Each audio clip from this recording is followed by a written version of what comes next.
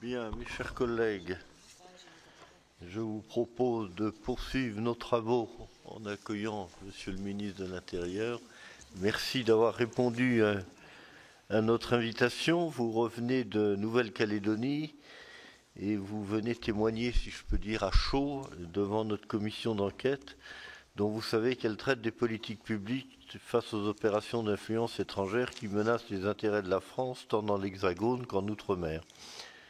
Les ingérences de la Chine ont largement été documentées dans le Pacifique Sud, mais l'irruption de l'Azerbaïdjan dans cette région du monde est plus surprenante. J'imagine que, comme pour nous, ce sujet vous préoccupe et que vous pourrez nous en rendre compte de manière précise et circonstanciée. L'actualité ne manque malheureusement pas d'exemples où vos services sont en première ligne. Le but de certains États étant manifestement d'utiliser la liberté d'expression qui caractérise notre société et nos démocraties pour en exploiter les fractures et les dissensions. Je pense aux affaires des punaises de lit, les étoiles de David ou tout dernièrement aux traces de mains ensanglantées sur le mémorial de la Shoah à Paris. Nous avons d'ores et déjà entendu plusieurs services de l'État, notamment Madame Céline Berton, directrice générale de la Sécurité intérieure, et nous entamons aujourd'hui avec vous le cycle des auditions des ministres. Et je vous remercie de l'inaugurer. Nous démarrons en beauté. Au-delà de vos constats sur l'origine des influences malveillantes ou les ingérences étrangères, nous attendons de vous de savoir quelle est la stratégie de l'État et la coordination des différents ministères pour lutter contre ce phénomène. Nous auditionnons également les principales plateformes en ligne, Meta, Google, X et TikTok. Nous serions intéressés de connaître votre point de vue sur leur degré de coopération. Quelles sont les statistiques de signalement et de retrait de contenu demandées par la plateforme Pharos aux acteurs du numérique? Faut-il aller plus loin sur une responsabilité éditoriale des plateformes en ligne? Voici quelques sujets qui vous ont été rapidement transmis avant votre audition. Notre collègue Rachid Temal, rapporteur, qui est à l'origine de la création de cette commission d'enquête, pourra y revenir avec ses questions complémentaires. Monsieur le ministre, avant de vous donner la parole, il me revient de rappeler qu'un faux témoignage devant notre commission d'enquête est passible des peines prévues aux articles 434, 13, 14 et 15 du Code pénal.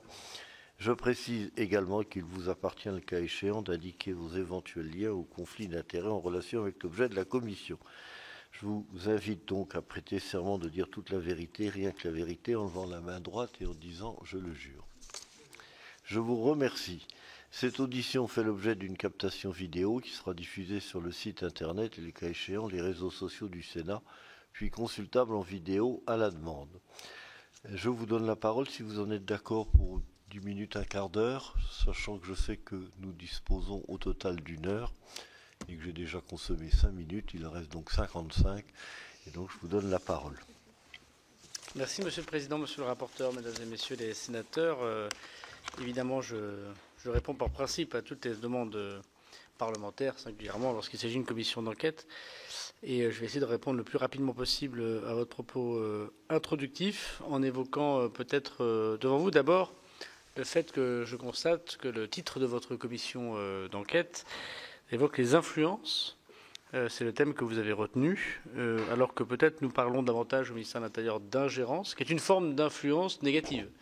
L'influence en soi n'est, à mon avis, pas répréhensible. Elle consiste évidemment à pouvoir faire valoir ses arguments dans le champ économique, politique, diplomatique.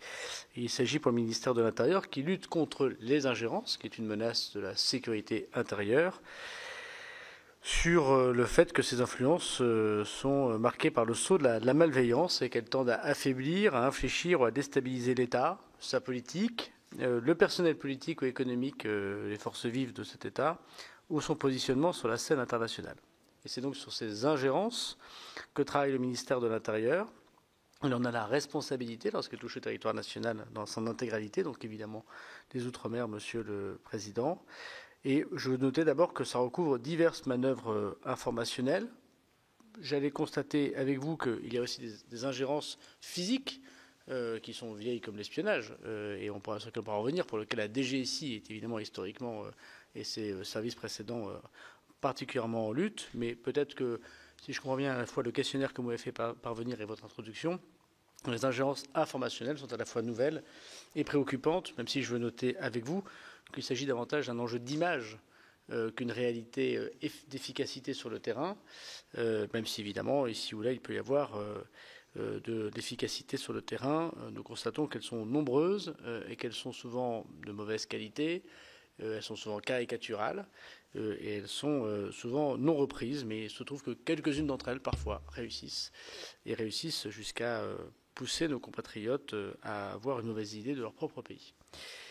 Je veux regarder aussi ces actes d'ingérence comme parfois des actes d'intimidation. Alors vous avez évoqué une affaire récente qui a été judiciarisée, notamment les citoyens bulgares que nous avons confondus comme étant les responsables de ceux qui auraient mis, il n'y a pas beaucoup de doutes, mais enfin il y a une enquête judiciaire, ces mains rouges sur le mémorial de la Shoah. Ça rappelle également les croix de David en bleu qui avaient été apposées au lendemain du 7 octobre, et dont on sait qu'il s'agissait de citoyens moldaves qui étaient pour une partie repartis dans leur pays, d'autres parties qui avaient pu être interpellées.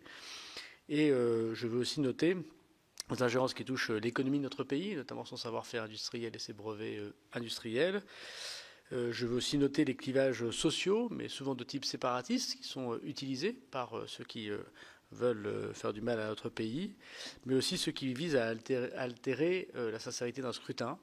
Je pense évidemment aux élections européennes prochaines, ou encore qui encouragent les troubles à l'ordre public, comme on a pu le documenter.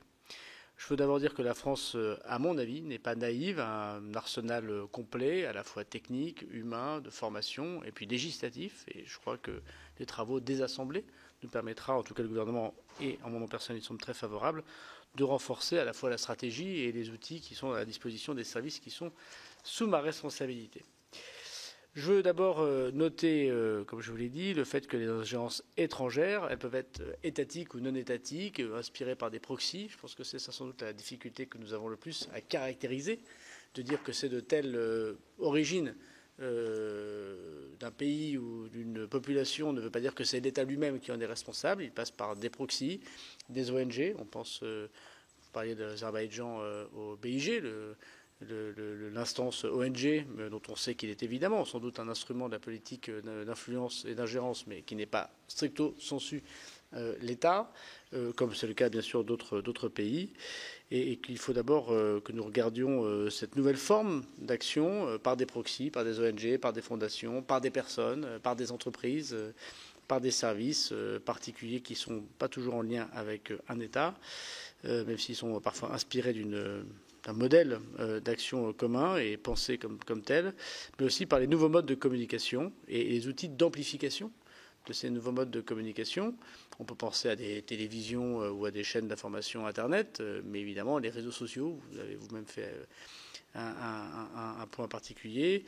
Alors la plateforme Pharos est une plateforme de police judiciaire qui ne vise pas en soi à obtenir le retrait de messages d'ingérence. Je pense que de ce point de vue, les plateformes qui sont déjà pas très coopératives ne le feraient sans doute pas. En revanche, que nous puissions repérer un certain nombre de choses, ce qui n'est pas tout à fait le travail de Pharos, même si évidemment il le fait, puisque après tout la plateforme Pharos, plateforme de police judiciaire, de gendarmerie de police judiciaire, a été créée notamment pour lutter contre la pédocriminalité en ligne, qui reste quand même le cœur de son métier, et ensuite pour lutter contre des images d'apologie du terrorisme, par exemple, ou d'excitation d'une scène de crime qui pourrait entraîner par mimétisme une autre excitation. On pense évidemment aux émeutes que nous avons connues en juillet dernier. La coopération est difficile avec les plateformes, elle est inégale. Moi, je veux saluer le travail que nous faisons, même s'il n'est pas efficace complètement, et même s'il n'est pas 100% de réussite avec le groupe Facebook, Meta, qui montre voilà, un certain entrain depuis plusieurs mois désormais à répondre, en tout cas à la loi française, même si encore une fois 100% des contenus ne sont pas retirés. Et ce n'est pas la plateforme qui les retire, c'est la plateforme qui demande aux plateformes enfin, c'est pas Pharos qui les retire, c'est Pharos qui demande aux plateformes de les retirer, voire de judiciariser ces faits qui sont évidemment délictuels. Nous avons beaucoup plus de mal avec d'autres plateformes. On pense évidemment à TikTok et il y en a beaucoup d'autres, je ne vais pas tous les citer, et l'une avec laquelle nous avons des difficultés très importantes, qui est Twitter, X. Alors de mémoire, je peux vous dire que dans les émeutes et puis ensuite dans les crimes du 7 octobre, nous avons 75% des contenus qui étaient signalés comme étant ceux de X, avec très peu de retraits de la part de X eux-mêmes. sans que nous sachions exactement, en tout cas j'ai mon idée, mais j'en ai pas la preuve, si c'est parce que c'est un manque de moyens de personnel en langue française pour intervenir, ou si c'est une stratégie visant à faire une forme de sauvagerie en ligne qui attire l'œil et qui permet évidemment d'avoir une sorte d'outil économique et ou politique, je crois, la déclaration de certains de ses dirigeants dans la presse internationale. C'est sûr que ces plateformes mériteraient sans doute d'être responsabilisées. Moi, personnellement, je suis pour la levée de l'anonymat et je suis pour la responsabilité éditoriale. Mais je n'engage pas le gouvernement de la République en le disant. C'est mon expérience de ministre de l'Intérieur qui l'évoque. Je reviens à la question des ingérences en tant que telles, en dehors de ces outils d'amplification, puisque les plateformes elles-mêmes n'organisent pas l'ingérence, mais elles amplifient les ingérences qui sont mises en ligne. C'est évidemment extrêmement différent, avec notamment pour ceux qui utilisent ce système d'ingérence informationnelle, ce qu'on appelle des bots, et donc le fait de multiplier des faux comptes et de les amplifier nous permettent évidemment de constater des applications logicielles programmées qui déjà aujourd'hui, mais demain encore plus, utilisent l'intelligence artificielle pour les deepfakes, pour un certain nombre d'autres éléments. Dans l'ingérence, il n'y a pas simplement la révélation de quelque chose qui serait vrai, et qu'un État voudrait cacher, ce qui est déjà évidemment important pour un État, parce qu'il y a des secrets qu'on ne doit pas divulguer.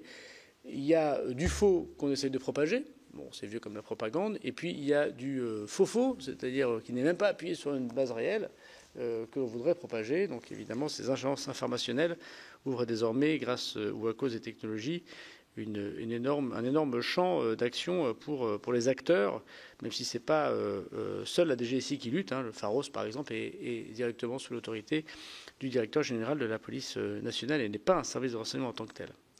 Est-ce que nous constatons seulement des sujets dans la sphère informationnelle? La réponse est non. Évidemment, comme je l'ai dit, il y a une pluralité d'acteurs et de vecteurs, une pluralité de zones géographiques ou d'intérêts. Voilà, on peut penser à des représentations officielles, à des associations, à des partis politiques qui parfois se créent. On peut penser aussi à des organisations officieuses. On a parlé notamment des stations de police chinoises. J'ai eu une question d'ailleurs qui avait été posée dans votre hémicycle sur notre sol. On peut penser évidemment à un certain nombre d'actions, comme je les ai évoquées, d'ONG, qui agissent avec des financements qu'on peut retracer par les services de renseignement et qui évidemment ne sont pas là pour faire triompher ni la vérité, ni la vertu, ni la bonne relation positive entre nos pays, quels qu'ils soient. Est-ce que la France est démunie, comme j'ai eu l'occasion de le dire? Je ne le pense pas, Monsieur le Président, Monsieur le rapporteur. On a un cadre juridique assez renforcé et il mérite sans doute d'être encore.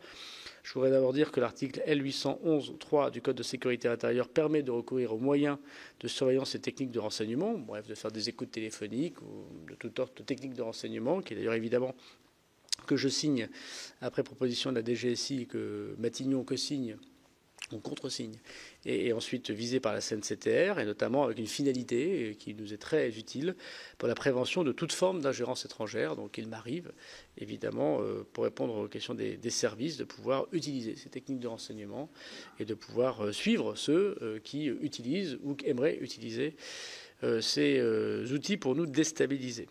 Lorsque les faits sont établis, il nous appartient alors de riposter, parce que finalement le travail du ministère de l'Intérieur répond à trois choses. D'abord, on repère, ensuite on caractérise, et enfin on entrave. Ça, c'est le travail du ministère de l'Intérieur. Et puis ensuite, il y a ce qu'on appelle le fait de pouvoir dire à qui est responsable de cette situation, d'attribuer. Voilà, donc ça ne relève pas du ministère de l'Intérieur.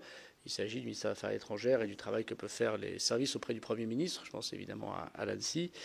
Et dans ces cas-là, évidemment, il peut y avoir des conséquences, retrait d'accréditation diplomatique pour des agents qui sont sous couverture, des persona non grata, et puis un certain nombre d'actions qui ne relèvent pas du ministère de l'Intérieur, mais sur lesquelles, évidemment, nous travaillons.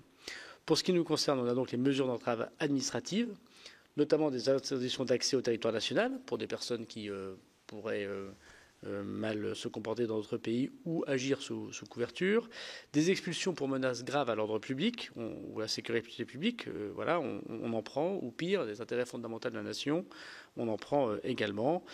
Certains faits sont pénalement répréhensibles et donnent lieu à des entraves judiciaires. Évidemment, dans le travail que nous faisons, c'est de signaler la justice, souvent par des articles 40, mais pas simplement. Et là, je crois qu'on peut s'appuyer sur l'article 411.1 et 411.11 du Code pénal pour pouvoir judiciariser ces ingérences. La proposition de loi destinée à prévenir les ingérences étrangères que le Sénat, je crois, a adoptée dans la nuit de mercredi à jeudi, si mes informations sont bonnes. En général, le ministre de l'Intérieur a de bonnes informations, j'espère pour le pays, qui sera examinée en CMP jeudi prochain, nous va parfaitement et on y a modestement contribué. Et évidemment, nous sommes preneurs de tous les moyens supplémentaires pour prendre en compte cette menace. Je voudrais souligner peut-être quelque chose qui est souvent oublié dans les articles de presse que je peux lire, c'est la place des think tanks, des instituts linguistiques et culturels, voilà, qui parfois voilà, peuvent à la fois faire des choses positives, et d'ailleurs la France les utilise eux-mêmes pour sa propre influence à l'étranger, évidemment, mais qui, grâce à votre travail, auront à déclarer à l'HATVP les dons et versements réalisés par les puissances étrangères. Ça me paraît très important. De manière générale, une HATVP de l'ingérence me paraît intéressante. C'est-à-dire que nous avons savoir besoin de nous parlons. Et je vous réponds à votre question. Je ne crois pas, Monsieur le Président, d'une manière directe ou indirecte, avoir un lien quelconque avec une ingérence étrangère, ni par mon mariage, ma famille ou mes origines. Je ne suis pas binational et, par exemple, je n'ai pas vécu à l'étranger, pour répondre à votre question, mais ce n'est pas en soi grave, évidemment, mais je pense que c'est intéressant pour l'ensemble du fonctionnement de notre pays, notamment pour ceux qui ont accès à des sphères de décision ou d'information, de le connaître. Bon, on le fait d'ailleurs sur les collaborateurs qui ont accès au secret. Moi, j'ai toujours été étonné que les ministres eux-mêmes ne subissent pas de classification et d'entretien de confidentialité. Celui qui a le plus d'éléments secrets dans son ministère, à l'intérieur, aux armées, aux affaires étrangères, c'est le ministre lui-même, qui est normalement le réceptacle de l'intégralité des notes de renseignement ou des échanges à l'oral qu'il peut avoir avec les services. Je n'ai pas passé d'entretien, d'accréditation, alors qu'on le fait pour mon directeur de cabinet, ma secrétaire, mon chauffeur, ce qui est normal puisqu'ils ont accès à un certain nombre de fiches. Je pense que dans des grandes démocraties, comme les États-Unis d'Amérique, les choses sont regardées un peu différemment. Et un ministre n'en est pas moins un homme ou une femme, et avec ses propres faiblesses possibles et ses propres liens. On n'a même pas de déclaration sur l'honneur à faire sur qui partage notre vie, quel lien on peut avoir. Il me semble que ce serait quelque chose d'intéressant. Je l'ai fait savoir jadis à ceux qui s'en occupent, mais pour l'instant, il n'y a pas de conséquences à tout cela. Je pense qu'une grande démocratie devrait y regarder de plus près. Ne serait-ce que pour d'ailleurs sensibiliser ou pour comprendre un certain nombre de choses. Et après tout, il ne s'agit pas d'empêcher les gens d'accéder à un pouvoir politique, il s'agit de comprendre quelles seraient leurs éventuelles failles et qu'ils puissent en parler avec les services de renseignement. Ça me paraît très intéressant. Parce qu'il faut suivre et sanctionner, nous sommes très heureux également de la création de circonstances aggravantes qui permet de réprimer certaines infractions perpétrées dans le compte d'une puissance étrangère. Ainsi, les tags sur les lieux publics, alors les étoiles de David ou peut-être demain les mains sur la mémoire de la Shoah pourraient présenter cette dimension plus lourde de sens et seraient punies plus largement, ce qui permettrait sans doute à la justice d'être encore plus attentif aux signalements que peut faire le ministère de l'Intérieur lorsqu'il les constate. Je veux dire également que les moyens matériels me semblent tout à fait à la hauteur. Je l'ai dit pour les techniques de renseignement et les moyens que nous avons pour ces techniques de renseignement, grâce au travail de la DGSI notamment, avec un très gros service technique. Les capteurs, notamment aidés par Viginum et par la DGSE, et je pense que ces capacités de détection nous permettent d'être plus efficaces. Peut-être un petit point pour terminer, deux petits points d'alerte pour ce qui nous concerne dans les jours à venir. Évidemment, les Jeux olympiques et paralympiques qui peuvent être l'objet d'ingérence et de volonté de nuire à l'image de notre pays. Il y a parfois des choses qui relèvent de l'anecdote, mais qui sont évoquées par nos concitoyens et puis repris par les médias. Je pense aux punaises de lit et ce genre de campagne de désinformation ou d'information. D'ailleurs, elles se sont vite arrêtées aussi vite qu'elles sont arrivées, les punaises de lit, puis personne n'en parle. J'imagine que ce problème a été vite résolu par un moyen qui ne relève pas du ministère de l'Intérieur.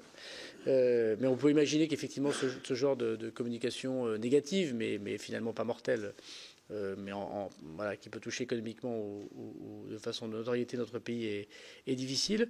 C'est plus vrai pour d'autres sujets, des vidéos diffusées qui évoqueraient notre supposée islamophobie, notre supposé antisémitisme, notre supposée action non démocratique, notamment sur le maintien de l'ordre, sur les moyens que nous mettons. On y est particulièrement attentif, d'autant que vous le savez que des pays ont été exclus pour une des premières fois des Jeux olympiques et paralympiques, et pour lequel nous pouvons penser que des cyberattaques ou des campagnes de désinformation existent. Et puis, on s'y prémunit particulièrement. Je répondrai évidemment à vos questions si vous l'évoquez. Et puis, sur les Outre-mer, nous constatons une activité extrêmement forte de ceux qui veulent nuire à la France, souvent par chantage ou par rétorsion, parce que la France a elle-même pris des positions. On pense évidemment au conflit entre l'Arménie et l'Azerbaïdjan, mais il n'est pas le seul. Ce n'est pas vrai que pour la Nouvelle-Calédonie. Donc je le constate en Guyane, je le constate aux Antilles, je le constate à Mayotte. Il faut que nous en Polynésie française. Je veux dire que ce sont rarement des mouvements, notamment pour la Nouvelle-Calédonie, à notre connaissance, qui ont organisé les événements que nous connaissons. Je ne le dis pas, je ne l'ai jamais dit, mais qui l'amplifient et qui l'orchestrent. Je constate d'ailleurs que pour ce qui concerne la Nouvelle-Calédonie, entre le 15 et le 18 mai, nous avons eu énormément de messages sur les réseaux sociaux amplifiés, de fake news, de difficultés. Il a fallu qu'on hausse le ton, et puis ça s'est arrêté à partir du 18 mai. D'ailleurs, voilà, il y a des communiqués. Moi, j'ai lu récemment le communiqué du porte-parole du gouvernement de l'Azerbaïdjan, qui est tout en réprimant les propos que j'ai pu tenir, comme ceux des journalistes du Point, comme si le ministre de l'Intérieur, il en serait heureux, mais dans une démocratie, il ne l'est pas, capable d'écrire les éditoriaux, les articles des journaux. Donc je voudrais comme dire ici que ce n'est pas moi qui écris le Point. Je veux le dire à tous ceux qui nous écoutent. Je ne sais pas s'ils sont nombreux, mais c'est intéressant.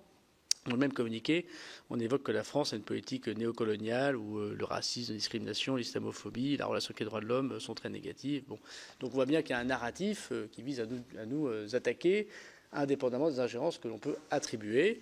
Je constate aussi que cela va assez loin. Des parlementaires connaissent des déplacements payés par une puissance étrangère dans un but négatif, pas dans un but de découverte du pays, ce qui est déjà en soi, on pourrait poser une question, mais c'est le cas d'Azerbaïdjan par exemple, voilà, et ça s'est documenté. Je pense que le BIJ, la fameuse ONG, le Baku Initiative Group, a accompagné les indépendantistes calédoniens à Caracas, au C24 de l'ONU. Il y avait quelqu'un qui accompagnait ces indépendantistes calédoniens au moment de ces événements. Il se trouvait que le C24 se réunissait à ce moment-là à Caracas. Bon, l'Azerbaïdjan est peut-être un petit peu loin de la zone de l'Indo-Pacifique. En tout cas, ça ne m'avait pas frappé comme ça, évidemment. Donc ce sont des ingérences qui sont documentées, incontestablement. Et puis l'Azerbaïdjan n'est pas le seul pays.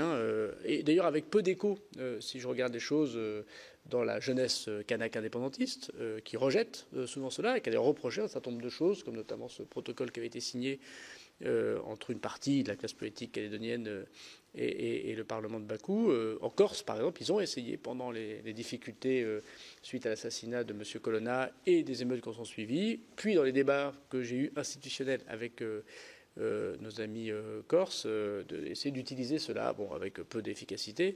Mais on voit bien que c'est un sujet intéressant pour ceux qui veulent nous nuire, que les Outre-mer et divers sujets qui touchent notre pays. Voilà ce que je veux dire en quelques mots, Monsieur le Président. Excusez-moi d'avoir été trop long.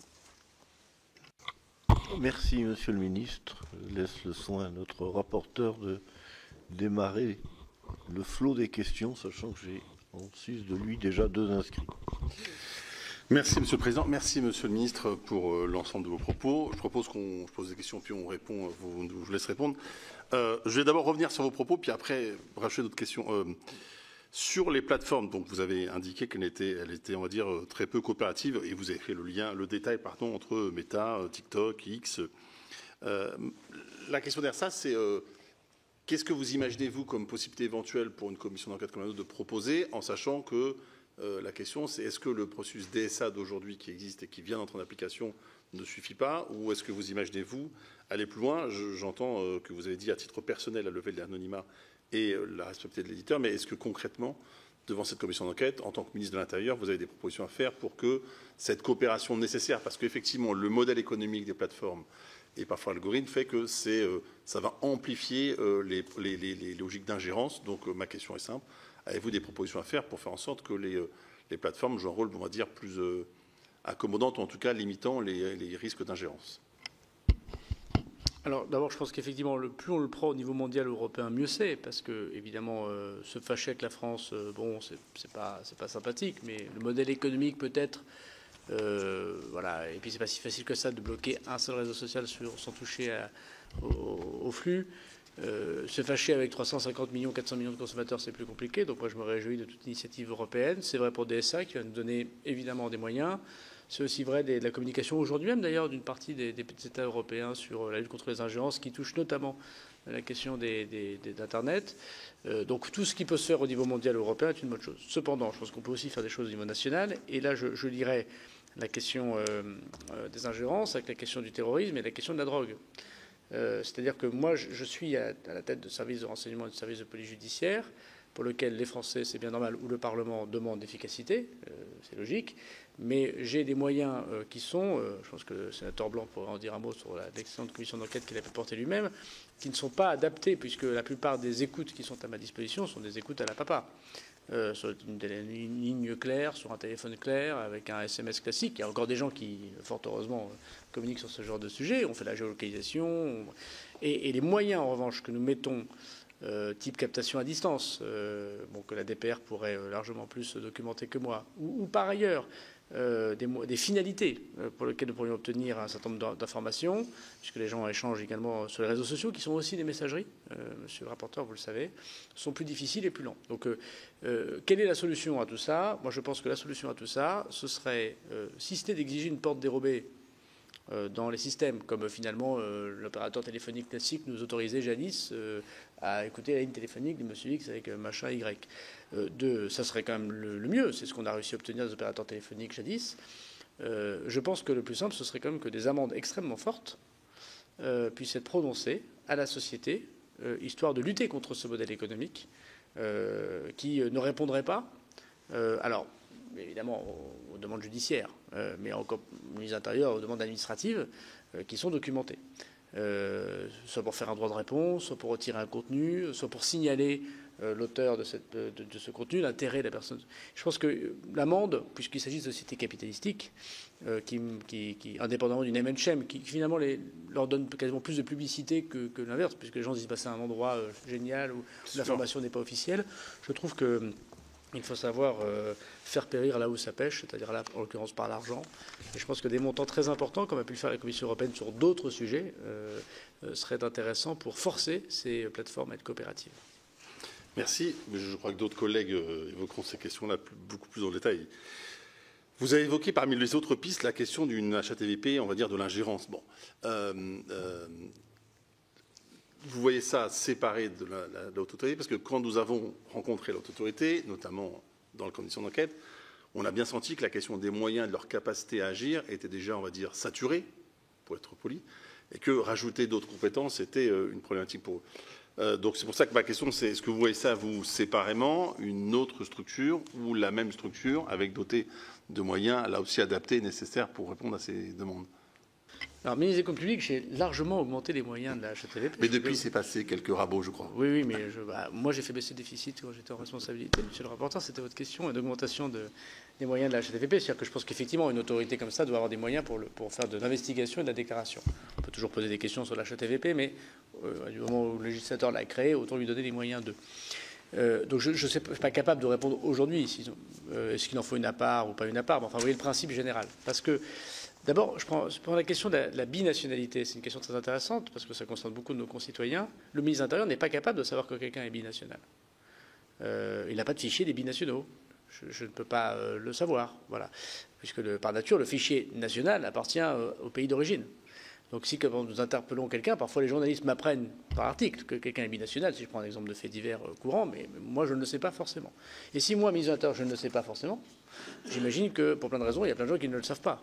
Donc je crois que ce n'est pas inintéressant de savoir si quelqu'un a un lien avec un autre pays, ou son conjoint. Bon. Parce que quand vous avez un lien, ce lien il n'est pas que financier. Ce n'est pas vrai que les gens font de l'ingérence ou de l'influence que pour des raisons qui seraient intéressées.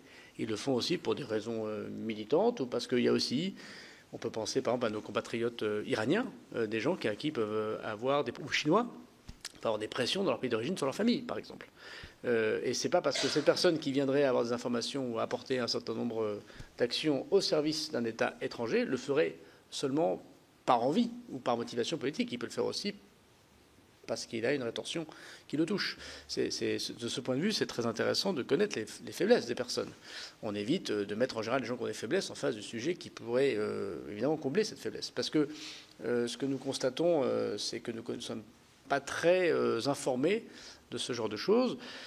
Et que c'est toujours mieux de le déclarer. Donc c'est une HATVP qui pourrait contrôler, mais avant même d'empêcher de faire des choses aux gens, je pense même que la déclaration serait déjà une première chose. Une déclaration sur l'honneur, d'abord ça sensibiliserait les personnes, et ça lui permettrait aussi peut-être de dire, mais vous savez, moi je ne peux pas m'occuper de tel sujet, je ne peux pas répondre à votre demande d'information ou d'action d'ingérence ou de sabotage ou d'espionnage parce que j'ai justement déclaré que et je me suis déporté finalement de ces sujets. Finalement, si j'avais moi-même des liens avec des puissances étrangères, je vous l'aurais dit, et si du coup je vous parlais de ce pays, vous me diriez d'où parle-t-il? Ce qui ne veut pas dire que je serais responsable, c'est-à-dire que je pourrais en avoir un lien. Donc je crois que cette HATVP, moi je la vois d'abord comme un système de déclaration, voilà, qui me paraît nécessaire. Sans rentrer dans le détail, même si la commission d'enquête saura beaucoup de choses, mais la délégation parlementaire au renseignement a évidemment toutes les notes classifiées. Voilà, on a vu un certain nombre de responsables économiques, de responsables du pouvoir public, des élus locaux, des journalistes, voilà, répondre à des ingérences pour plusieurs raisons différentes. Et je crois que c'est plus sain si les gens déclaraient les liens qu'ils avaient avec telle ou telle puissance ou tel organe d'influence. Donc pour répondre à votre question, je ne sais pas s'ils ont besoin de davantage de moyens, j'imagine que oui. Serait-ce la même? Je n'en sais rien. Mais je pense que nous avancerions vers la déclaration, ce serait déjà bien.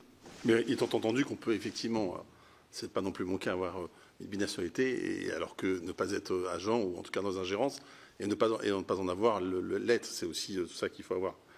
Je crois que c'est important d'avoir l'ensemble du spectre, parce qu'effectivement, vous êtes des personnalités qui, pour d'autres raisons, font l'ingérence qu'un rapport historique à un pays. Alors je pense qu'il y a beaucoup de raisons pour lesquelles les gens font de l'espionnage ou de l'ingérence. Il peut y avoir des raisons pécuniaires, il peut y avoir des faiblesses. Par exemple, des grands discours à l'occasion du 60e anniversaire des liens entre, par exemple, la France et la Chine, pour un ancien Premier ministre, par exemple. Je ne vais pas rentrer dans le détail. Mais par exemple. Voilà. Je pense qu'il y a beaucoup de cas d'ingérence possibles. Voilà. Et en tout cas, je pense que ce qui est intéressant, c'est qu'on sache d'où les gens parlent. Je suis d'accord. Pour accélérer un peu, vous avez évoqué la question de la stratégie et des outils. Sur la stratégie, là où nous en sommes à ce stade, mais peut-être que vous ne serez pas la même chose que moi, c'est qu'on a bien vu qu'il y avait effectivement beaucoup d'opérateurs. Vous avez ceux, bien sûr, dans votre périmètre ministériel, puis d'autres qu'on peut ajouter, Viginum, etc., etc. Et le sentiment que nous avons, c'est que tout ça est de façon très empirique, et ce n'est pas une critique dans ma bouche, mais on n'a pas le sentiment, en tout cas pas eu l'information jusque-là, d'une forme de stratégie nationale sur la question de la lutte contre les ingérences, étant entendu que, bien évidemment, parce que c'est des questions d'ingérence, il y aurait une logique d'abord confidentielle pour un certain nombre de choses, mais également publique. Et quand je dis public, parce qu'on a aussi le sentiment que beaucoup nous disent qu'il faut la résilience de la société française. Encore faut-il qu'elle soit, on va dire, sensibilisée, informée, formée, cette vertu pédagogique. Et nous considérons donc existe-t-il une stratégie? Et sinon, partagez-vous l'idée d'avoir cette logique un peu globale avec, bien sûr, encore une fois, une partie protégée et une partie publique pour renforcer la résilience de notre société? Je crois que, M. le rapporteur, ça dépend de quoi on parle. En ce qui concerne l'État, de ce que je connais depuis 4 ans que je suis ministre de l'Intérieur, je crois que nous avons beaucoup de moyens de contrôle, de déclaration, d'accompagnement, et que c'est plutôt bien fait. Et que c'est bien fait par le ministère de l'Intérieur, mais je ne suis pas très, très bon juge. C'est bien fait aussi en interministériel avec les autres ministères. En ce qui concerne les collectivités locales, je pense que c'est beaucoup amélioré. Qu'est-ce qu'une ingérence d'une collectivité locale?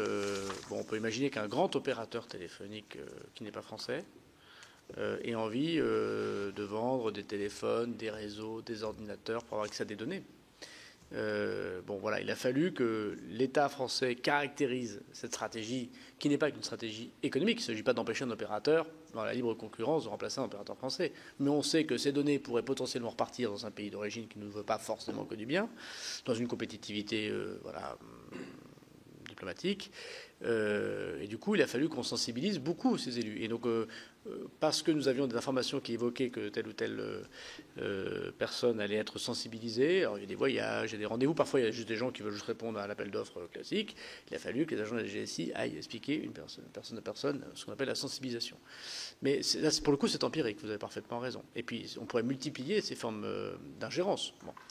Donc là, je pense qu'effectivement, il y a l'argent et une partie du pouvoir est quand même dans les collectivités locales d'entre pays, même si on est État centralisé, mériterait sans doute qu'on y travaille davantage. Et troisièmement, dans le milieu de ce qu'on pourrait appeler la société civile, qui est là qui couvre un très large champ, je pense que le monde économique, notamment dans le secteur industriel, spatial, d'armement, voilà, est quand même désormais très en lien avec la DGSI, où il y a une cellule économique, voilà, beaucoup d'échanges. Je pense que les gens ont aussi une sorte de sensibilisation, non seulement par l'entreprise, mais je pense qu'on peut même considérer qu'il y a une forme d'hygiène, même s'il peut ici ou là qu'il y ait des problèmes, évidemment, de manque d'hygiène. C'est moins vrai dans beaucoup d'autres sphères.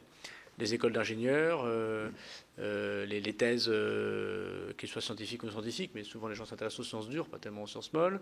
Le monde médiatique. Bon, après là, on se heurte, monsieur le rapporteur, évidemment, le Parlement, qui est aussi concerné, à des libertés. La liberté d'enseigner, de chercher, la liberté de rencontrer des personnes, la liberté de commenter, comme on le souhaite, un fait d'actualité, la liberté de faire... à des parlementaires de poser des questions. Moi, il m'est arrivé d'avoir des parlementaires, pas forcément pour moi, mais ça fait 7 ans que je suis ministre. J'ai dirigé Tracfin et la DNROD depuis que je suis ministre de l'Intérieur, la DGSI et les renseignements territoriaux. Il m'est arrivé de voir des notes avec des stratégies d'influence et d'entendre des questions de parlementaires 3 semaines après dans les hémicycles. Bon, ça ne veut pas dire que la question est mauvaise d'ailleurs en soi, mais moi je sais d'où il parlait. Voilà, je trouve que vous avez sans doute raison, même si je pense que l'État, objectivement, les choses sont bien organisées pour l'État et ses agents, voire ses intérêts. Je pense que pour les collectivités locales, comme pour la société civile, il faudra trouver un moyen de sensibiliser et d'entraver sans que l'État, puisque ce sera sans doute aussi la critique, puisse limiter le pouvoir d'action des libertés locales, des journalistes, des parlementaires. Donc je trouve que critique, si elle s'adresse générale, est à mon avis injuste. C'est assez bien fait en interministériel désormais. Je trouve qu'on a fait beaucoup d'efforts. Je trouve que c'est effectivement beaucoup amélioré si vous parlez d'une stratégie nationale qui dépasse l'État et ses fonctionnaires. Alors, ce n'était pas une critique dans la bouche, mais d'abord, je suppose que vous avez agi face aux questions posées 3 semaines après ces fameuses notes, en tout cas, je l'espère. Comme à chaque fois je le fais, j'appelle les présidents des chambres. D'ailleurs, qu'il s'agisse d'un parlementaire qui serait mis en difficulté, si c'est une information que nous avions, je préviens toujours les présidents des chambres, à commencer par le président de votre chambre, à qui nous avons de très bonnes relations, qui reçoit la DGSI une fois ou 2 par an, et je l'autorise évidemment à la directrice générale à aller voir les présidents de l'Assemblée. Et ensuite, nous faisons souvent des entretiens de sensibilisation. Après, peut-être un certain moment où il y a une enquête qui se fait, évidemment, avec l'assentiment du président de chambre. Alors, sur la stratégie, c'est beaucoup plus large que seulement l'État.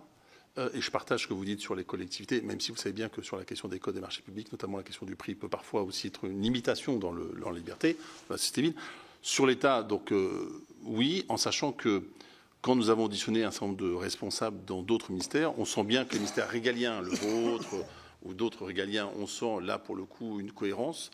Je dois vous avouer que pour d'autres ministères, ça nous paraît beaucoup plus éloigné du quotidien. Et donc, je considère que là, pour le coup, il y a besoin quand même de renforcer, mais au travers d'une stratégie. Et d'ailleurs, nous avons aussi des rapports d'excellents collègues, je pense notamment à celui de M. Gattolin, sur la question de l'éducation nationale. Et on voit le gap, j'ai envie de dire, entre le rapport commis et aujourd'hui la réalité des choses exécutées. Donc, c'est pour ça que notre volonté est bien une stratégie globale. Ce n'est pas une critique, encore une fois, mais globale qui a fait à la fois l'État, les collectivités et la société. Et puis j'aurai un dernier point, et après je laisserai mes collègues. Mais oui, allez-y, monsieur. Non, mais je ne fais pas une critique, évidemment. Non, on améliorera évidemment les choses et dans vos travaux. Et d'ailleurs, il y aura une loi renseignement qui arrivera en 25, me semble-t-il, pour plein de raisons. Et si le Parlement souhaite l'amender, ou si vous faites des propositions législatives, comme toujours, moi je suis pour la protection de l'État et aucun problème sur la critique, bien au contraire. En vous écoutant, et notamment sur les autres ministères, je veux relever que les ingérences peuvent être multiples. Alors peut-être que ça peut apparaître comme polémique, mais les frères musulmans, pour lesquels nous avons commandé un rapport, comme d'autres démocraties l'ont fait, pour rendre public un certain nombre d'ingérences caractérisées, qu'on pourrait qualifier de religieuses, mais qui sont faites bien plus que ça politiques, notamment le fait de pays ou de proxy à travers des pays, font que nous nous sommes aperçus que nous, au ministère de l'Intérieur, on sait ce que c'est que le frérisme, mais c'est quelque chose qui est très peu partagé par le monde diplomatique totalement, par un certain nombre d'autres administrations dont on pourrait penser qu'ils savent distinguer du premier coup d'œil l'islam des gens qui sont fréristes. Bon. Et on s'est aperçu que ce n'est évidemment pas le cas. Donc je pense que les ingérences ou l'espionnage tel qu'on l'imagine, même dans les ministères régaliens, dans les ministères régaliens, je pense que tout le monde est assez sensibilisé, mais il y a d'autres formes d'ingérence désormais qui sans doute méritent, y compris dans le ministère régalien, de la sensibilisation. Et dernier point sur les Outre-mer, moi je partage ce que vous avez dit. Effectivement, ce n'est pas la création, mais ça amplifie, etc. C'est aussi le principe d'une ingérence dans des sociétés fracturées, pessimistes, etc. Et c'est vrai que vous avez raison de le dire, c'est que le groupe de Bakou, quand vous regardez leur compte Twitter, il y a très peu de reprises, mais c'est vrai que c'est l'idée d'un narratif global qui est porté, etc.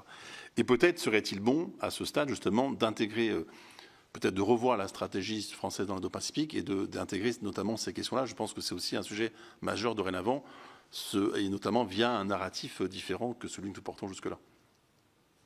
Alors, oui. Bon, ce qui concerne la contre-ingérence, au sens où à nous porter des discours, bon, ça ne relève pas du ministère de l'Intérieur, mais vous avez parfaitement raison. Vous savez, quand je suis arrivé au ministère de l'Intérieur, il y avait beaucoup de territoires ultramarins, dont la Nouvelle-Calédonie, qui n'avaient pas de centre d'interception téléphonique. Donc nous connaissons une situation extrêmement tendue en Nouvelle-Calédonie. Elle tend à s'améliorer, mais elle est encore extrêmement tendue. J'imagine, monsieur le rapporteur, si nous avions connu la même situation, sans oreilles, je crois que nous aurions eu des graves problèmes. Et donc, ce que je veux dire, c'est que sans doute l'État a été naïf très longtemps, y compris quelque chose d'aussi assez simple comme des interceptions, ce que font tous les pays du monde à tout moment, pour protéger ne serait-ce que des gens qui voudraient. Et quand le président a évoqué l'axe Indo-Pacifique, nous avons au ministère de l'Intérieur, avec le ministre Cornu, qui est le ministre d'Outre-mer, se dit s'il y a un axe Indo-Pacifique avec des intérêts à défendre et évidemment des ingérences même molles à lutter, il faut comment on est comme sur tout le territoire national. Donc vous avez parfaitement raison. Je pense que nous avons à prendre en considération, et je pense que le mérite de votre commission d'enquête, comme je crois le mérite des propos qu'on peut tenir pour dénoncer ces ingérences, c'est de montrer que le pays n'est plus naïf. Est-ce qu'il a les moyens désormais de répondre aux attaques? C'est une autre question auquel vous répondrez sans doute. Mais moi, en tout cas, je pense pouvoir dire que nous ne sommes pas naïfs face aux ingérences. Et à chaque fois, on se pose la question. D'ailleurs, je prends l'exemple des mains jaunes sur le mémorial de Shoah. Je n'ai rien dénoncé du tout. J'avais un doute, parce que les services de police m'ont dit qu'il y avait un doute. Et donc, désormais, on a un doute non naïf pour voir si nous ne sommes pas nous-mêmes victimes de manipulation. Et évidemment, ça vaut pour les Outre-mer et singulièrement pour les territoires du Pacifique. Je vous remercie. Merci, monsieur le ministre. Merci, monsieur le rapporteur. Catherine Morin-Desailly. Merci, Monsieur le Président. Monsieur le Ministre, deux questions. Le directeur de la DGSE nous a fait part des pays qui donc pratiquent l'espionnage. Parmi ces pays, il y a des pays amis, des États amis, comme il l'a dit, dont les États-Unis. Ça questionne notre souveraineté, bien sûr, numérique, notamment à des fins de captation économique ou scientifique. Je note que les données de nos services intérieurs, services secrets intérieurs de la DGSI, sont confiés depuis très longtemps à Palantir, filiale de la CIA, et que il y a, je sais, dans les tuyaux, cette volonté de remplacer, de substituer à Palantir un cloud souverain français, européen, qui nous permettrait de nous prémunir définitivement des lois extraterritoriales et de cette fameuse loi FISA, Federal Intelligence Surveillance Act. Ma question est donc simple. À quelle échéance ce remplacement aura-t-il lieu? Quelles sont les conditions de sa réussite? Y a-t-il depuis lors un travail d'observation de possible introduction de ce qu'on appelle les backdoors, c'est-à-dire des failles de sécurité dans ces systèmes dont on sait les Américains ont su, comment dirais-je, en profiter. Certes, les Américains sont nos alliés, mais en fonction des changements de présidence, on peut imaginer aussi que les intérêts divergent. Donc ça, c'est ma première question. Y a-t-il vraiment cette exigence de passer vers un cloud souverain pour notre autonomie stratégique? Deuxième question, vous avez évoqué à de nombreuses reprise dans vos réponses ou devant le propos liminaire la question des plateformes. Considérez-vous que le DSA répondra pleinement à votre attente? Vous avez évoqué voilà, des prises en compte plus ou moins efficaces par les plateformes elles-mêmes de la gestion de certains contenus. Ne pensez-vous pas qu'on aurait peut-être pu aller plus loin dans ce règlement sur les services numériques, même si ça n'a pas été forcément simple de se mettre d'accord à 27? Merci de vos réponses, Monsieur le Ministre. Oui, Madame la sénatrice, je ne vais pas parler d'un pays en particulier, même si je veux dire ici que si nous ne sommes pas naïfs, quels que soient les pays, les États-Unis d'Amérique rendent des services importants à la France en termes de renseignements pour prévenir notamment un certain nombre d'attentats. Et donc la situation dans laquelle nous sommes est une situation complexe qui consiste à entretenir de très bonnes relations avec tous les pays, évidemment avec les États-Unis d'Amérique, sauf ceux avec lesquels on a des difficultés extrêmement fortes, mais même ceux à qui nous pouvons avoir par exemple des échanges autour d'une guerre. Il arrive que les services de renseignement continuent à se parler quand les hommes politiques et diplomates ne se parlent plus. Donc c'est complexe cette histoire d'ingérence et de renseignement, parce que les États ils n'ont pas d'âme, ils n'ont que des intérêts, comme disait Richelieu. Et nous voulons dire d'abord, puisque nous sommes en commission d'enquête et qu'elle est publique, moi je veux le dire, je témoigne que beaucoup d'États, et notamment les États-Unis d'Amérique, nous sont d'une aide très précieuse pour intervenir contre les attentats à ce qu'on appelle les partenaires étrangers. Alors, il n'y a pas que les États-Unis d'Amérique. Je pense que beaucoup, pour ne pas dire la plupart, en tout cas des grands pays qui nous entourent, méritent sans doute notre attention. Voilà. Et nous ne sommes pas totalement naïfs non plus sur l'intégralité d'autres pays européens, alors que nous sommes dans la même union politique ou la même union économique, du pays du pourtour de la Méditerranée, voilà, et avec lequel on peut avoir des liens très importants, très positifs, mais pour des raisons économiques, pour des raisons scientifiques, pour des raisons politiques aussi, de compréhension du système, voilà, nous observent, nous espionnent. C'est pas tout à fait la même chose que l'ingérence informationnelle, qui est très agressive, mais c'est une réalité. Donc oui, nous faisons attention. Donc nous en tirons des conclusions qu'il ne faut pas être dépendant des autres. Et donc toute société qui n'est pas souveraine, c'est vrai pour la société Palantir, qui est une magnifique société très efficace et qui rend des services à notre pays, mais c'est vrai pour tout, y compris pour les utilisations de moyens de captation, par exemple.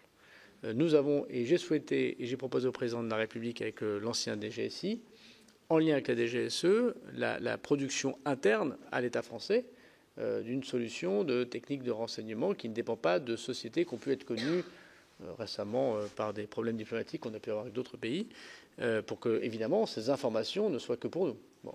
Ça prend plus de temps, ça prend plus d'argent, mais c'est plus efficace. Moi, il me semble, je pourrais vous répondre plus précisément d'ici peut-être la fin de cette audition, mais il me semble que pour la fin du quinquennat du président de la République, nous serons dans les clouds souverains en ce qui concerne les services de renseignement, en tout cas de la DGS. Je voudrais juste dire que parfois, ces clouds souverains, voilà, on me dit 2026. Voilà. Donc je n'étais pas très loin de la fin du quinquennat du président de la République. On me dit d'ailleurs que ce cloud souverain, ce n'est pas qu'une histoire d'État. Nous avions, grâce à nos services, pu constater que ceux qui organisaient les Jeux Olympiques à Paris avaient contracté avec un cloud étranger d'un grand pays asiatique. Bon. Il y a beaucoup de grands pays asiatiques, mais là, c'est un grand pays asiatique. Nous avons fait savoir, parce que nous ne le savions pas a priori, ce sont nos services de renseignement qui nous l'ont dit, au comité olympique, que vu les informations et surtout les ingérences que nous pourrions avoir, puisqu'on les dénonçait, voilà. Et c'était avant le début de la guerre en Ukraine, c'était peut-être plus intelligent d'avoir le réflexe souverain, en tout cas européen. Bon. Donc je pense que voilà, vous avez parfaitement raison, les services de renseignement doivent commencer par eux-mêmes, mais je pense que vu les informations que nous partageons aussi avec d'autres services, c'est un point à soulever. Moi, je voudrais juste dire, par exemple, une chose très pratique, parce que souvent les sénateurs m'interrogent, Monsieur le Président, sur pourquoi les maires n'ont pas connaissance des fichiers S dans leur commune, par exemple. Mais indépendamment du fait que je ne sais pas ce qu'ils en feraient, moi j'ai été maire, j'avais surtout pas envie de savoir qui était fichier S parmi les gens de chez moi. Le commissaire de police de m'en parler de temps en temps quand c'est vraiment très important. Mais partager un fichier couvert par le secret avec une collectivité qui n'a pas les mêmes réflexes du secret par nature, ça me paraît compliqué pour la propre sécurité nationale. Je ne sais pas qui compose le bureau du maire, qui est la secrétaire, ou le secrétaire de monsieur le maire, qui a accès aux fichiers informatiques. Donc je pense qu'il faut aussi qu'on ait une itération entre nous, qui représentons les collectivités locales. À partir du moment où on se dit que tout le monde n'a pas la même hygiène de sécurité sur les moments de confidentialité, ce genre d'informations ne peuvent pas être partagées. Merci. Je vois l'heure qui tourne, donc on va prendre 2 questions. Madame Jourda et après Teva Rofrich. Et après 2 autres questions, mais je vous demande de faire court. On va essayer de faire court et bref. Moi, mes questions porteront, Monsieur le Ministre, sur la sensibilisation par rapport au risque d'ingérence, à la fois donc des élus locaux, parce que notamment ça peut se faire à l'échelle ou à l'échelon préfectoral, à savoir donc bien cerner cette problématique et ensuite sensibiliser nos jeunes. J'étais encore donc lundi matin donc dans une salle donc dans un lycée à Carcassonne, et les jeunes sont énormément sensibles à tout ce qui est justement sont les influences étrangères. J'ai été surprise puisque c'était suite à la PPL que nous avions fait sur les influences étrangères. Ils sont beaucoup plus donc sensibilisés à ça que l'on ne croit et ils souhaitent avoir des précisions. Et je crois qu'il serait quand même intéressant que dans la manière de sensibiliser, on l'acte dans les programmes d'une manière un petit peu plus formelle, parce que suivant le professeur que vous avez, vous pouvez toucher à ce type de problématique donc ou pas. Et ensuite, je souhaitais vous demander si comment vous envisageriez d'élargir donc le périmètre donc de la DPR par rapport aux influences économiques, de manière à ce qu'on puisse répertorier les influences étrangères et économiques au sein du périmètre de la DPR, ce qui n'est pas le cas actuellement. Merci Gisèle. Teva Rofrich. Merci Monsieur le Président, Monsieur le Ministre, bonjour. Je reviendrai rapidement sur les Outre-mer, puisqu'on l'a déjà évoqué, mais effectivement, et vous le connaissez bien, le Pacifique, Monsieur le Ministre. Depuis le début de notre commission d'enquête, je suis aussi celui qui, effectivement, questionnait avant les derniers événements, quelque part, le point de vulnérabilité que peuvent constituer les Outre-mer pour des ingérences envers l'État français globalement. On a vu avec le cas de l'Azerbaïdjan que autant la Chine dans le Pacifique était assez identifiée que de manière totalement improbable, en tout cas vu de là-bas, on pouvait imaginer qu'un pays comme l'Azerbaïdjan vienne mettre son nez dans nos affaires locales et passer des conventions avec des partis politiques. Ce qui veut dire quand même que le spectre potentiel de pays pouvant agir dans le Pacifique s'est considérablement élargi, et j'ose dire pour les Outre-mer. Question assez précise, puisque vous le savez autant que moi, voire mieux, compte tenu des statuts particuliers que nous avons dans nos collectivités d'outre-mer et avec la volonté d'ailleurs des élus de pouvoir, dans le cadre des compétences qui leur sont confiées, notamment en matière de développement économique, de circuits courts, en matière d'approvisionnement alimentaire et autres, donc une volonté d'accroître nos capacités à intervenir dans le cadre de coopération régionale et non pas d'affaires étrangères au sens large. Quelles seraient, selon vous, les mesures que nous pourrions prendre à la fois pour lutter contre cette absence d'information? Vous parliez à un moment de naïveté, mais je ne parlerai pas de naïveté à ce niveau-là, mais plus d'absence d'information et peut-être d'une vision un peu hyper positive de cette relation de coopération régionale où on va aller conclure de nouveaux accords pour pouvoir améliorer nos circuits et peut-être acheter moins cher et avec nos voisins et nos cousins. Est-ce qu'il n'y a pas lieu de pouvoir mieux organiser peut-être le partage d'informations avec ces exécutifs locaux ou quand ça ne se présente pas, parce qu'il y a aussi un lien particulier à avoir, renforcer peut-être nos commissariats ou nos préfectures locales avec des conseillers diplomatiques qui soient ou des conseillers du ministère de l'Intérieur qui soient peut-être plus sensibilisés à ces questions-là et qui puissent accompagner, informer, dans le respect effectivement des compétences statutaires des uns et des autres. Il ne s'agit pas d'agir à la place, mais que personne ne puisse se prévaloir de ne pas être informé avant de prendre des décisions pour lesquelles ils prendront leurs responsabilités, et je parle des gouvernements en place, devant les électeurs et devant la nation. Donc je me demande s'il n'y a pas, peut-être en tirant profit de la situation qui est malheureuse et qu'on constate tous, s'il n'est pas le moment de effectivement renforcer cette activité diplomatique auprès aussi de nos exécutifs locaux, et sur le partage d'informations. Enfin, nous, on constate en tout cas en Polynésie française que M. Broderson, pour ne pas le citer, et je ne l'accuse en rien, mais a passé 15 jours, puis 4 jours à Singapour de manière cumulée, ça fait 3 semaines dans un État qui n'est peut-être pas identifié comme un État, qui n'est pas un de nos amis, mais je trouve que c'est beaucoup pour un président d'exécutif de s'absenter du territoire. Ensuite, il est totalement libre de le faire. On constate effectivement que le parti politique Tavini a passé aussi un accord avec l'Azerbaïdjan. On a des différents instituts effectivement culturels chinois qui sont bien implantés et une activité, on va dire, connue de tous, des consuls en place. Et puis il y a Google qui va poser 3 ou 4 câbles numériques sous-marins en Polynésie française. Donc on parlait de nos amis américains. Mais qui peuvent aussi questionner sur à la fois l'économie d'ailleurs des câbles qui sont déjà posés avec le soutien de la République actuellement, mais sur notre souveraineté et notre sauvegarde de la souveraineté numérique de ces territoires, qui est aussi une dimension importante. Voilà, je m'arrêterai là, mais en gros, est-ce que en tirant les leçons de ce qui vient de se passer, il n'y a pas lieu de renforcer nos dispositifs et peut-être d'être plus proche de nos exécutifs si tant est qu'il l'accepte, bien entendu, pour pouvoir agir en prévention. Merci. Monsieur le ministre, je vois l'heure qui tourne. Est-ce que vous acceptez qu'on prenne les 2 dernières questions? Comme ça, vous pourrez faire une réponse globale. Evelyne Perrot. Oui, monsieur le ministre, ce n'est pas une question, et je ne me permettrai pas de vous donner un conseil, mais vous avez dit plusieurs fois le pays n'est pas naïf.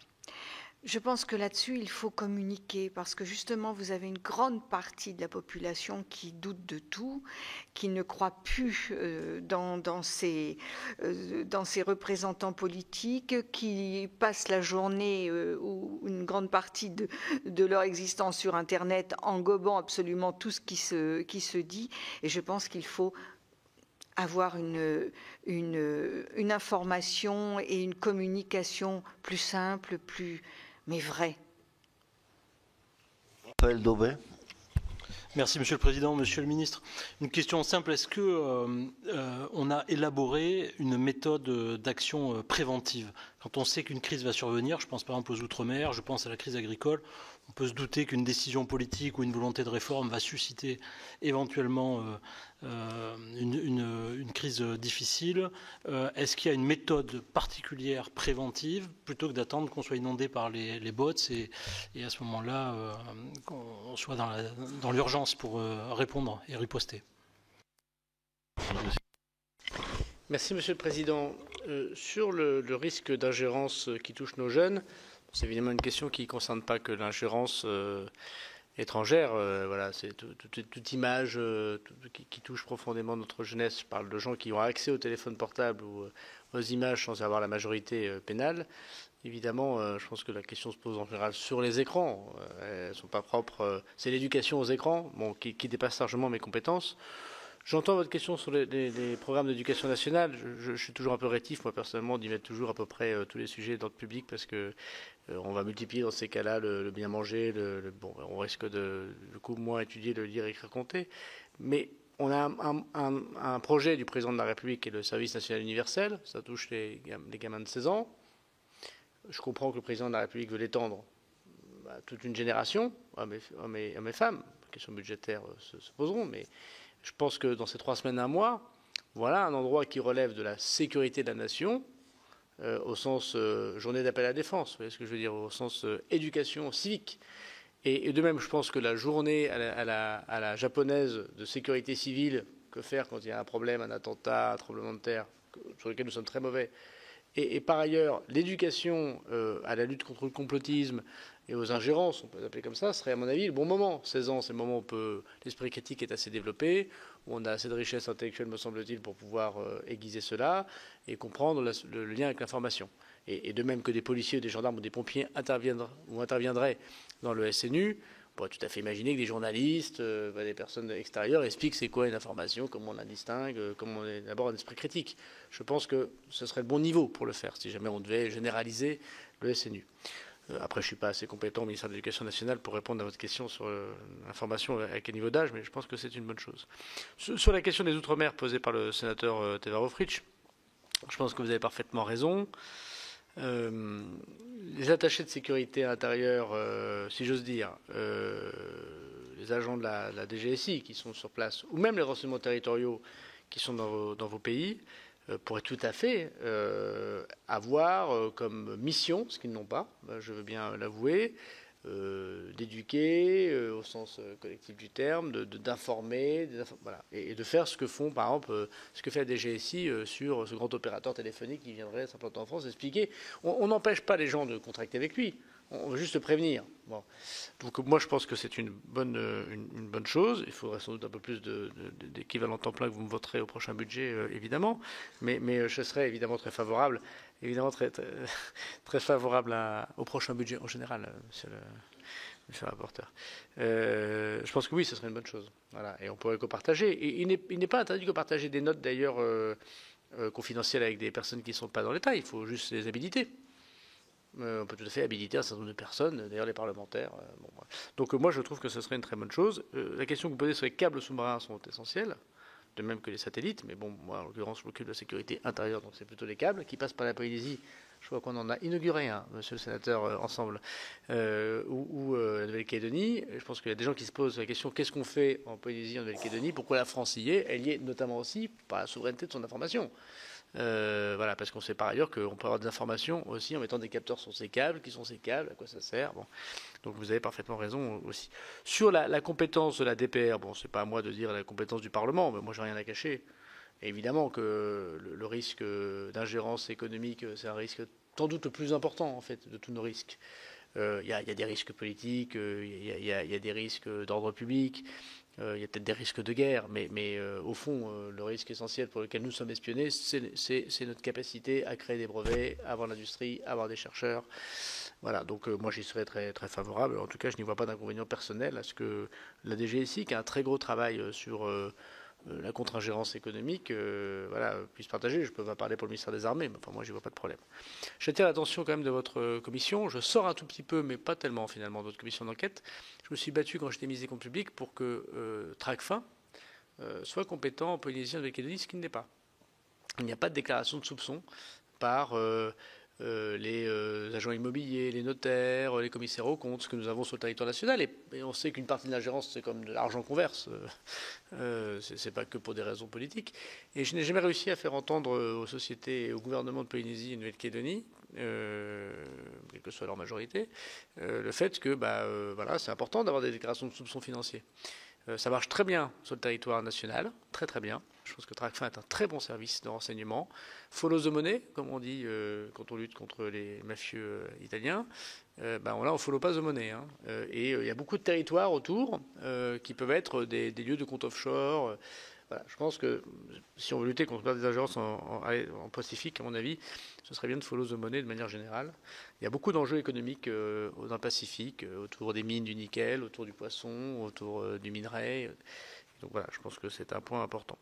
Le sujet sur la naïveté, je parlais bien de la naïveté du pays comme État. Je ne parlais pas de la naïveté de la population. Je vois bien qu'elle est voilà, donc je prends bien votre remarque, vous avez parfaitement raison.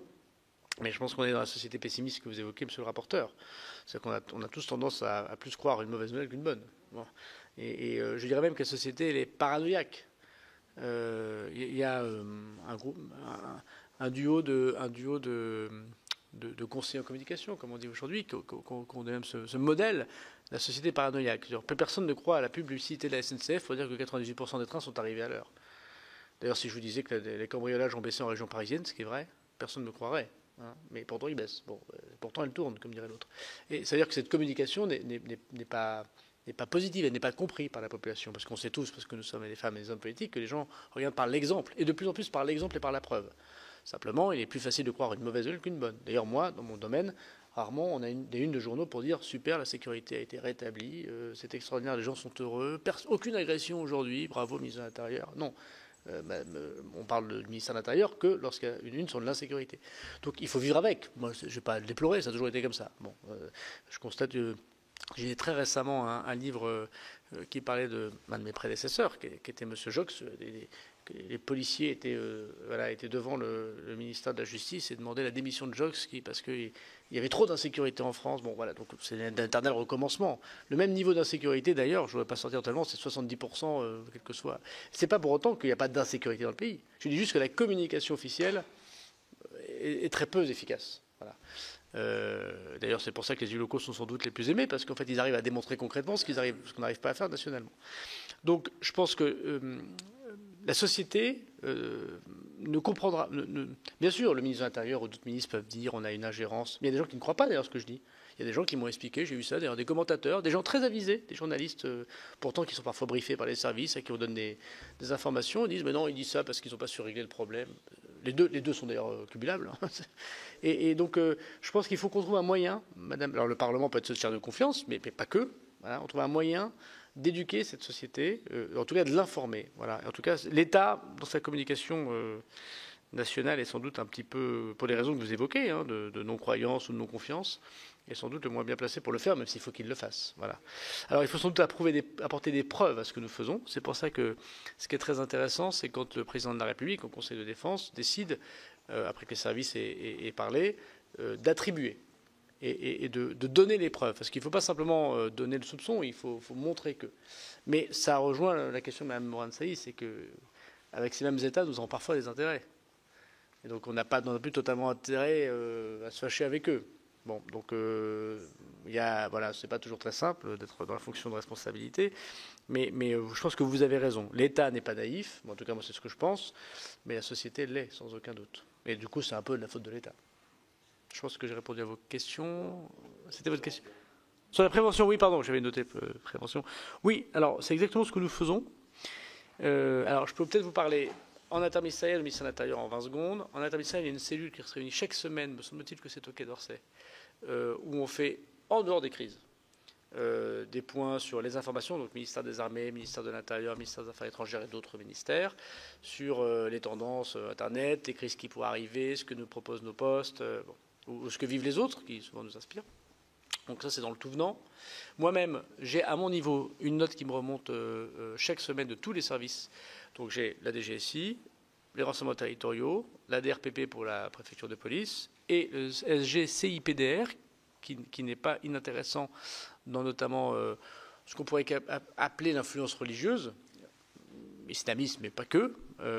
Et là, on me fait une compilation des tendances, des informations et des éventuelles manipulations qui essayent de prendre.